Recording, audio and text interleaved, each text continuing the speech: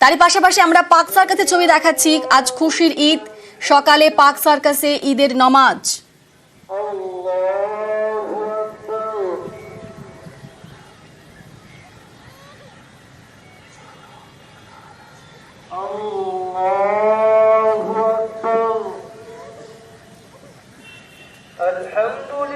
যে ছবি আপনারা দেখতে পাচ্ছেন পার্ক সার্কাসের ছবি, খুশির ঈদে সেখানে নামাজ পাঠ।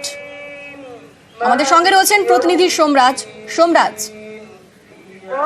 দেখো আজকে পার্ক সার্কাস ময়দানে ঈদের নামাজের আয়োজন করা হয় এবং সেখানে স্থানীয় বিধায়ক বাবুল সুপ্রিয় উপস্থিত ছিলেন।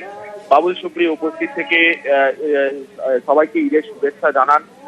তুমি জানো যে গত 60 বছর ধরে এই পার্ক সার্কাস ময়দানে ঈদের নামাজের আয়োজন করা হয়।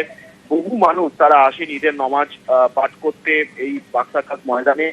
প্রতিবারের মতো এবারও সেই ঈদের নামাজের আয়োজন করা হয়। বাবুল সুপ্রিয়র পাশাপাশি বিধায়ক দেবাশিস কুমার তিনিও উপস্থিত ছিলেন এই নামাজ পাঠের সময়। বেশ, ধন্যবাদ সোমরাজ।